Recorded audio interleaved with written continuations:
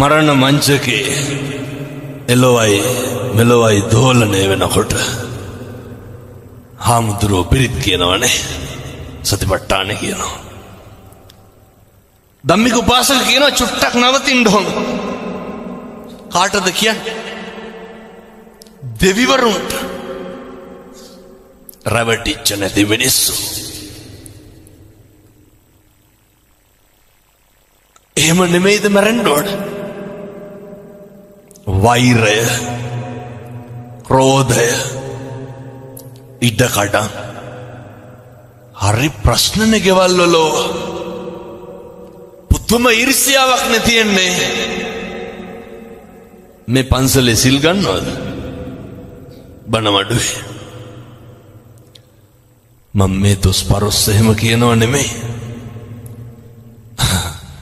බකිරි අම්මලා කිරි අත්තලා හරි ඊර්ෂ්‍යයි. මෙහෙත් ඉන්නවද අර මහා උපාසක මම දොස්පරොස් කියනව නෙමෙයි හොඳේ. ඔය එක කිරියත්ත කෙනෙක් ආවට වඩා වේගෙන් ආපහු යනවා උදේ. මං කොහෙද යන්නේ? කියපු විදිහටම කියන්නද? අරක අතන ඉඳගෙන කිව්වා. කවුද?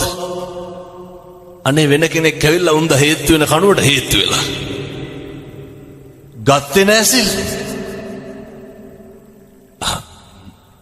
අනේ අට සිල් දස සිල් කියලා කියන්නේ කන එකක්ද බොන එකක්ද කියලාවත් දන්නේ නෑ. ඇවිල්ලා ඉඳ ගන්නවා. මූණක් බලලා hina වෙන්නේ නෑනේ සිල් ගත්තාම. හෙන්න ගන්නවද hina වුණා කියලා? බුදුවරු කොහොමද ඉගන්නේ? hina වෙන්නලු කතා කරන්නලු. කවුද ඔය ඉගන්නේ?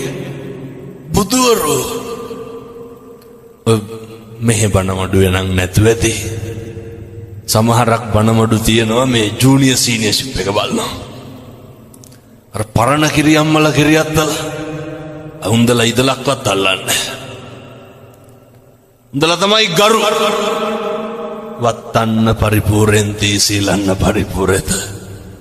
වත පුරන්න නැතුව කවදාවත් සිල් පුරන්න බෑ. පුරුදු වෙන්න.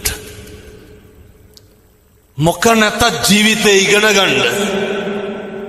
ඔය මම මේ හරි පහසු වෙන ටිකක් කියන්නේ හොඳේ. අර ගේන බඩු අඩු කරගන්න.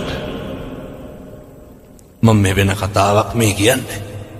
අර මේක දන්න හින්දා. ඔය සිල් මුදවලා උදේ යනකොට